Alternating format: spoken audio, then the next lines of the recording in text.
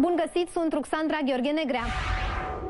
Suntem în plină campanie electorală și programul a suferit unele modificări. Timp de 2 ediții, duminica, după telejurnal, nu veți urmări reportajele, ci interviurile telejurnalului. În această seară aflăm povestea de succes a unei femei puternice, Sandie Blanchet, reprezentanta UNICEF în România. Un interviu realizat de Mihai Melinescu. Hello and welcome to our program, Ms. Blanchet. First and foremost, the main role of UNICEF in Romania. What do you do? Well, we are here to work with everybody in Romania, the government, the parliament, civil society, the media, and the corporate sector and people themselves. We work here for child rights. Romania is quite an advanced country with already sophisticated systems, good, sophisticated schools, health, etc. But there are still issues affecting children, particularly vulnerable children. So what we are here to do is... What do you understand by vulnerable children? Those who do not have the same access to school or health system, doctors, for example. Very often we see these are very poor children in rural areas, remote villages, often Roma children. There are also children with disabilities who are very disadvantaged in Romania. Talk me through, for instance, a particular case, a particular example that comes to your mind of a situation that you deemed irregular or dangerous towards the kids, in which UNICEF intervened, had a project and solved. Okay. We can take the example of children with HIV/AIDS, maybe, because this has been going for some time. In the 90s, we discovered that a lot of young children had been infected with HIV/AIDS, a lot through transfusions, blood transfusion. UNICEF worked, talked a lot about these children, engaged the government and the parliament. We also did some model projects. So we showed how it is possible for all children to have access to medicines, for their families to get some support to address discrimination. And then there were laws that were passed and the government took over. And as a result, Romania has a lot of children who are still alive. Children in the 90s who were infected with HIV/AIDS who are still alive, adults today. There are more than 7,000 of them. As you see, we're right now near a playground, and many such places, perhaps not this one in particular, but many such places were made with the help of NGOs, with volunteers, with independent organizations. What is the relation between UNICEF and such structures? Usually UNICEF will be a bridge between these NGOs and the government or the parliament. So we can say, well, look at what's going on here. We have heard of this problem. We go to the government, we say, we need to do something. How can we work together? And we will help the government to change the policy, let's say.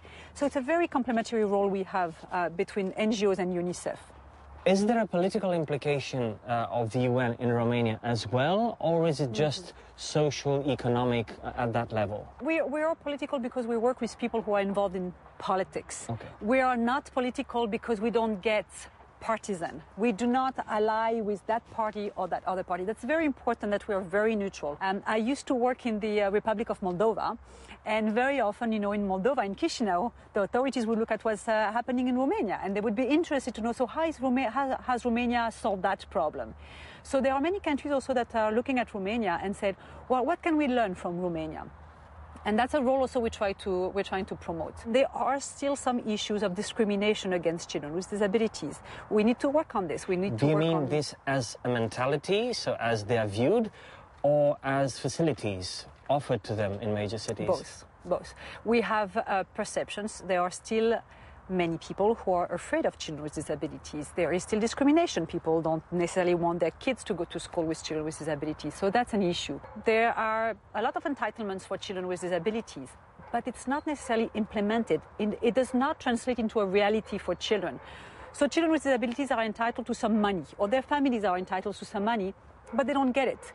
Because when someone has to take a decision to say, you can receive this money, that person said, children with disabilities are not so important. I don't have that much money. I'm not going to give priority to children with disabilities. I'll do something else. Much of your work isn't so public, isn't so prominent in the media. One aspect that does make it prominent, though, are goodwill ambassadors. We know that We've had two of them, Andreea Marin and Gheorghe Hagi. How would you describe the influence of these people? These are famous people. So whenever they call a TV station or sometimes a politician, a parliamentarian, someone from the government, they are listened to. So they do make a difference? They do make a difference, a huge difference. And I really would like to thank them for their availability because they do it free of charge. They never charge us, any money for this. We call them. I had recently a meeting with Mrs. Marin, and she really said, "When do you need me?" And I thought this was so wonderful that a person as busy as her, as famous as her, could just put herself, at the disposal of UNICEF and the cause of children. How you got here? Why? Why did you choose this? Why didn't you become a good lawyer or a good physician or a good economist? I don't like the economy so much, but okay, that's one good reason. That's one reason. I've been asked this question 3 times in the past few days, and I'm going to say something you're going to say that's not true, but I have to, it is true. I grew up in a fairly poor suburb of Paris with a lot of migrants. So half of the kids in my class were not French. They were originally from Senegal, from Morocco, from Vietnam, China, etc. And I thought this was wonderful to have all this diversity in my classroom. I thought this because I had wonderful teachers and also parents who told me that diversity is a strength. I also saw that in many cases, there were children who were facing a lot of difficulties. I grew up in a family in a very protected environment, but there were kids, at a very early age who had to take care of younger siblings, who were facing poverty, who did not have enough clothes in winter to come to school, not appropriate clothes. And I had a very early awareness, I would say, of these issues. And I thought I want to help these kids. When I grow up, I want to help these kids. And I think at that point, I decided to work for UNICEF, even though, of course, I must have been at that time, 7, 8 years old. I did not put UNICEF on it. Obviously. But when I met UNICEF years later, as I was finishing my master's degree, I said, that's what I want to do. And I've been with UNICEF for 19 years now. Off camera, we talked a bit earlier about a woman in a man's world. You've climbed pretty high in one of probably the biggest multinational organization in the world. How was it? What hindered you? What helped you? Mm-hmm. I think what helped me is first a family and teachers who believed in me and gave me self-confidence. That's very important, I think, particularly for girls and young women to have that self-confidence, to say, I can do it. Whatever I want to do, I can do it. I was also lucky to find senior colleagues in UNICEF who believed in me. And UNICEF is really making an effort to promote competent women. So, for example, in this region, we have UNICEF offices in 21 countries. Half of the UNICEF representatives are women. Talk us through a bit about the future role of UNICEF in Romania, its plans for the next years. Do you plan to slowly pull off? Do you plan to maintain your level of involvement and investment?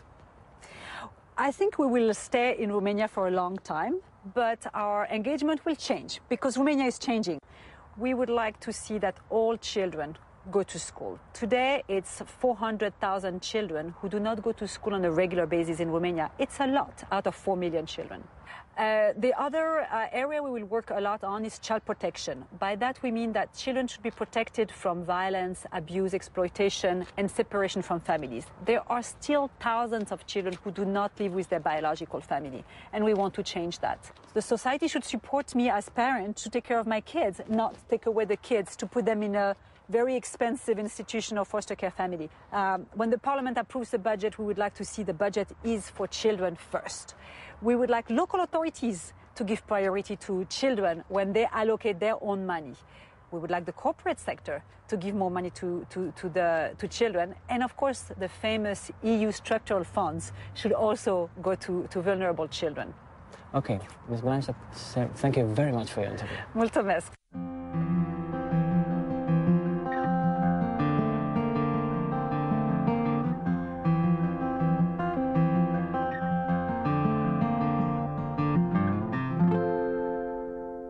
Duminica viitoare veți vedea un interviu cu un celebru artist român. O să vă placă. O seară frumoasă vă doresc!